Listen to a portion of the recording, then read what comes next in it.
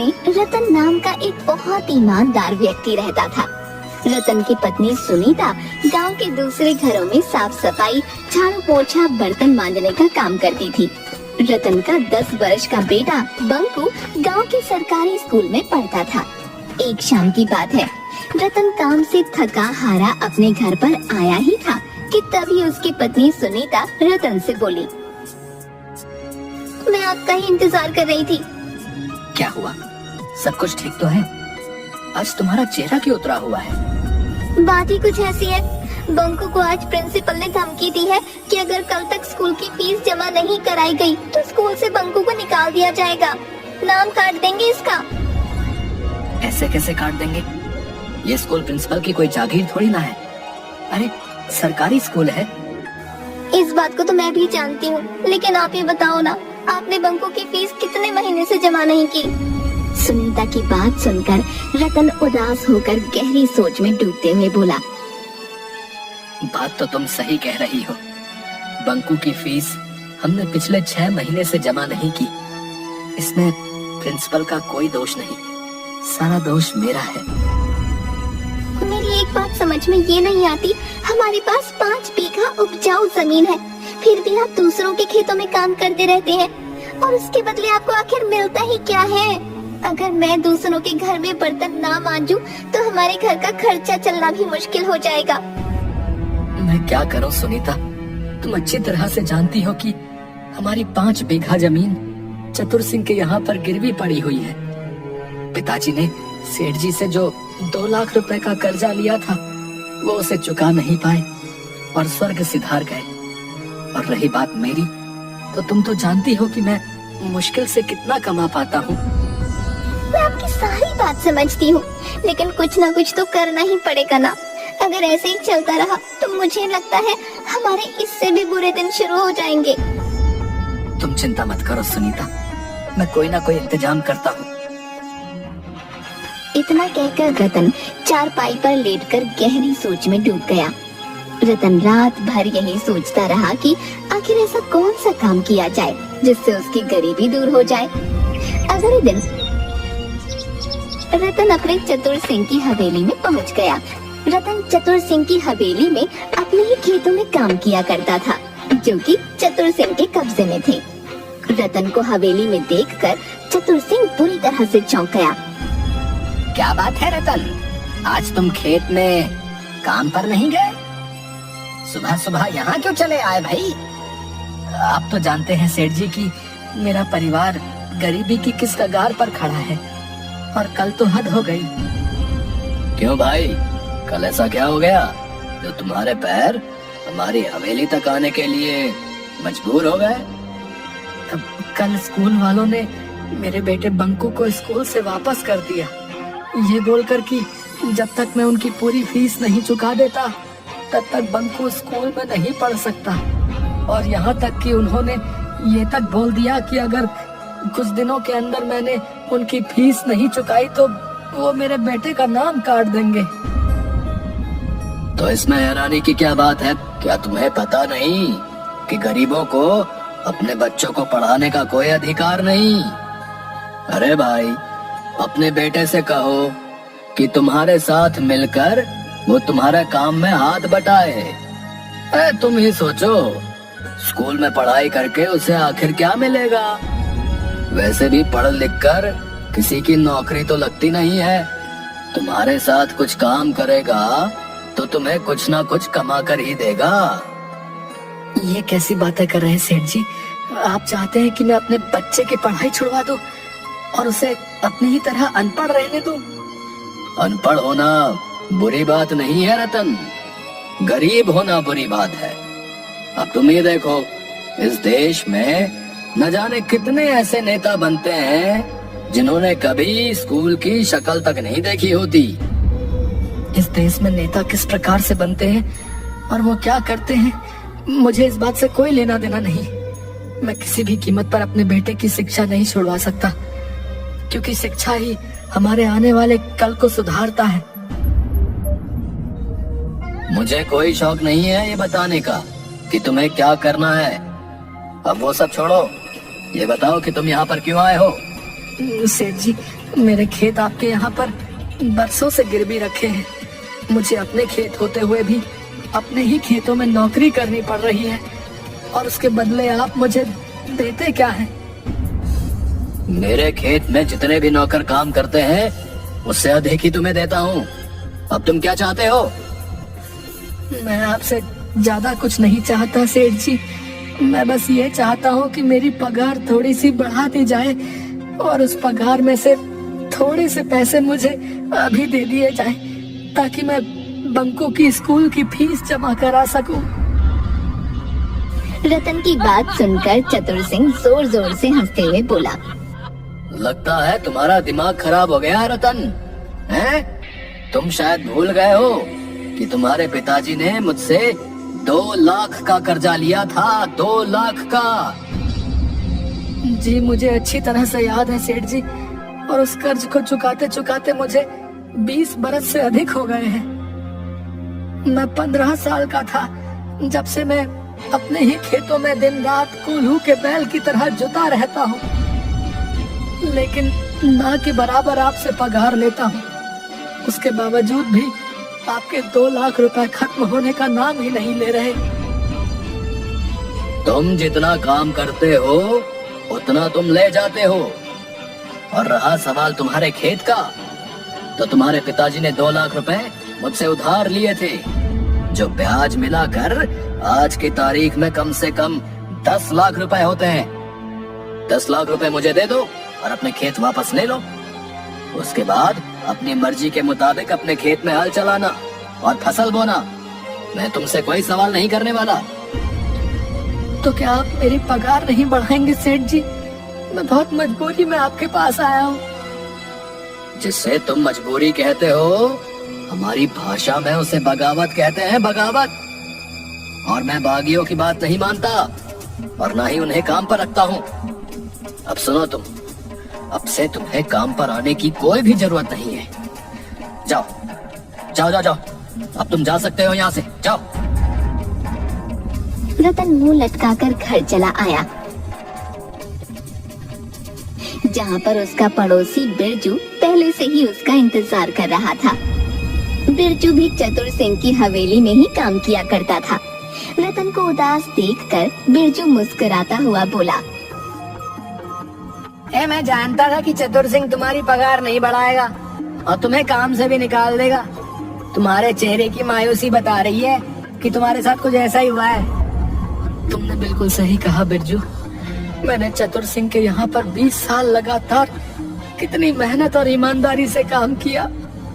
आज जब मैंने अपनी पगार में कुछ रुपए बढ़ाने की बात की, तो उसने मुझे काम से ही निकाल दिया। और तो और, जो मेरे पिताजी ने 2 लाख रुपए जो कर्ज लिए थे, वो अब 10 लाख रुपए में परिवर्तित हो गए। बताओ। अरे मैंने तुमसे पहले भी कहा था, और अब भी कह रहा हूँ कि मैं जानता हूँ कि चतुर सिंह अपनी तिजोरी कहाँ रखता है। और तो और, मैं ये भी जानता हूँ कि उस तिजोरी की चाबी कहाँ है। लेकिन तुम मेरा साथ देने के लिए कभी तैयार ही नहीं होते यार।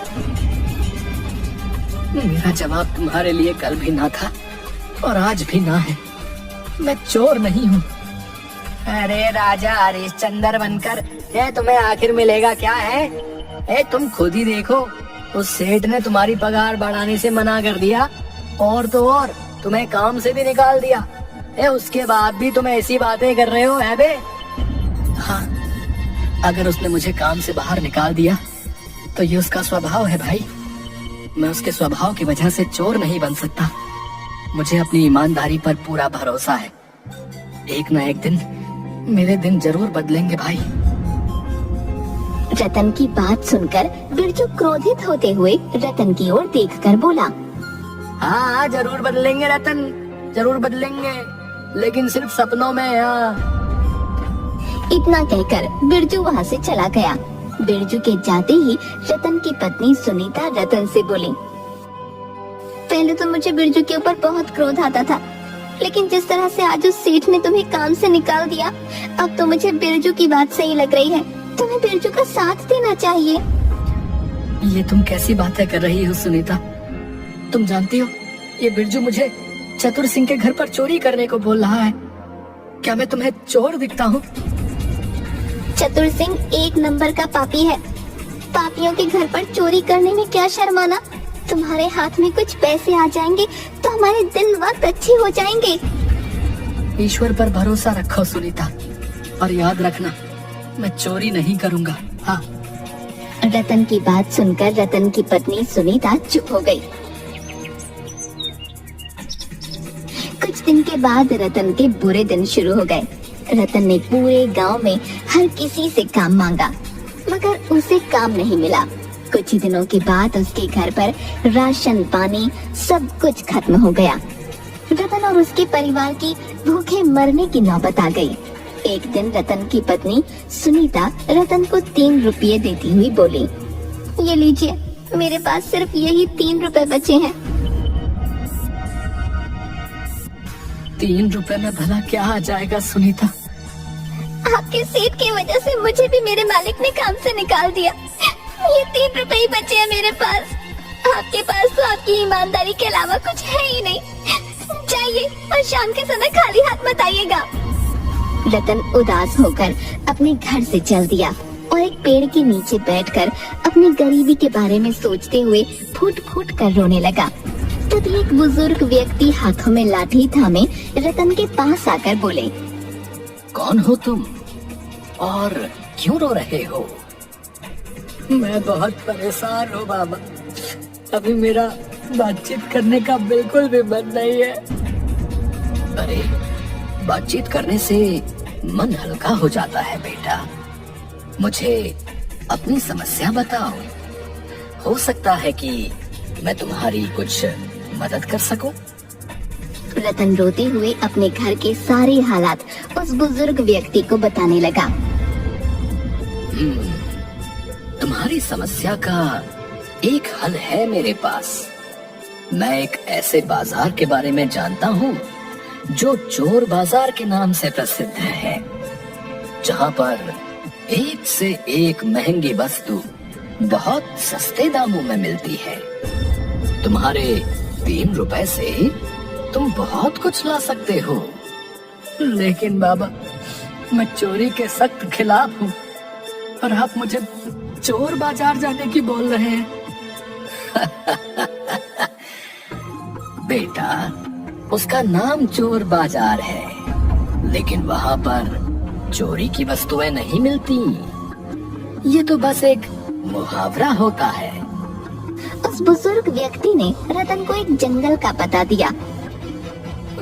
लेकिन बाबा, वहाँ तो घना जंगल है। कुछ खास चोर बाजार अक्सर घने जंगलों में ही लगते हैं बेटा। रतन धीमे धीमे कदमों से उस जंगल की ओर चल दिया। कुछ दूर जाकर उसे एक जंगल में बाजार लगा नजर आया, जहाँ पर एक से एक आधुनिक वस्तु लेकर पुरानी वस्तुएं तक बिक रही थीं। उस चोर बाजार में खाने पीने की वस्तुओं से लेकर हवाई जहाज तक मौजूद था। ये देखकर रतन की आश्चर्य से आंखें फटी की फटी रह गईं। तभी रतन की नजर दाल चावल की दुकान पर पड़ी। रतन वहाँ पहुँचते ही झिझकते हुए उस दुकानदार से बोला, भैया, ये आटे की बोरी और दाल की बोरी कितने किलो की है? भैया, ये आटे की बोरी जो है 25 किलो की, और ये दाल की बोरी भी 25 किलो की है। मेरे पास तो केवल 3 रुपए हैं, लेकिन पापा ने कहा था कि यहाँ पर बहुत सस्ती वस्तुएं मिलती हैं। रतन को सोचते देख वो दुकानदार रतन से बोला, क्या हो गया भैया, किस सोच में पड़ गए? ये आटे और दाल की बोरी मुझे कितने में मिल जाएगी? अरे भैया, केवल 1 रुपए में। ये सुनकर रतन बुरी तरह से दंग रह गया। कहीं आप मजाक तो नहीं कर रहे? अरे भैया, मुझे लग रहा है कि आप यहाँ पर नए हो। रतन ने उसे 1 रुपया दे दिया और बोरी घर पर उठाकर ले आया। अरे, आपके पास तो कल 3 रुपये थे, क्या आप किसी से पैसे उधार लेकर आए हो क्या? पागल हो गई हो क्या? मुझ जैसे गरीबों को कौन भला पैसे उधार देगा? इतना बोलकर रतन ने सारी बात अपनी पत्नी सुनीता को बता दी। अगर ऐसी बात है तो फिर से आप उस चोर बाजार से वस्तुएं लाकर कोई व्यापार क्यों नहीं शुरू करते? लेकिन अब मेरे पास केवल 1 रुपया ही बचा है। कोई बात नहीं, आपने कहा कि उस बाजार में 1 रुपए में कोई भी महंगी वस्तु मिल जाती है। आप 1 रुपए की कोई भी महंगी वस्तु ले लीजिए और उसे बेच दीजिए। फिर अगले दिन आपको जो मुनाफा हो उससे और अधिक सामान ले आइए। रतन को अपनी पत्नी की बात पसंद आई। अगले दिन रतन चोर बाजार में पहुंच गया। वो सीधा एक कंप्यूटर की दुकान पर पहुंचा और एक महंगा कंप्यूटर 1 रुपए में खरीद कर ले आया और गांव में बेच दिया। रतन को उस कंप्यूटर से पूरे 20,000 रुपए का मुनाफा हुआ। उसके बाद ऐसा रोज होने लगा। रतन कुछ ही दिनों में देखते ही देखते रतन के दिन बदल गए। अब बंकू सरकारी स्कूल में नहीं बल्कि एक महंगे प्राइवेट स्कूल में पढ़ने लगा और रतन के टूटे फूटे घर की जगह एक बहुत बड़ा आलीशान मकान बन गया। कुछ महीनों बाद रतन सीधा सेठ के पास पहुंचा। सेठ जी, ये लीजिए 10 लाख रुपए। वो सब तो सही है रतन, लेकिन मेरी समझ में नहीं आता कि आखिर तुम इतने पैसे ले कहां से आए। सेठ जी, आपको अपने कर्ज से मतलब है, इससे आपको कोई मतलब नहीं कि मैं ये पैसे कहां से लेकर आया। बाकी पूरा गांव जानता है कि मैं एक ईमानदार हूँ, कोई भी गलत कार्य नहीं कर सकता। रतन का टका सा जवाब सुनकर सेठ अपने दांत पीस कर रह गया। वो चाहकर भी अब कुछ नहीं बोल सकता था क्योंकि रतन अब उसकी बराबरी तक पहुंच गया था। रतन ने अपने पिता की जमीन छुड़ा ली। इसका पीछा करना पड़ेगा, सुना है ये अक्सर जंगलों में जाता रहता है। अगले दिन सेठ रतन का चुपके चुपके पीछा करने लगा।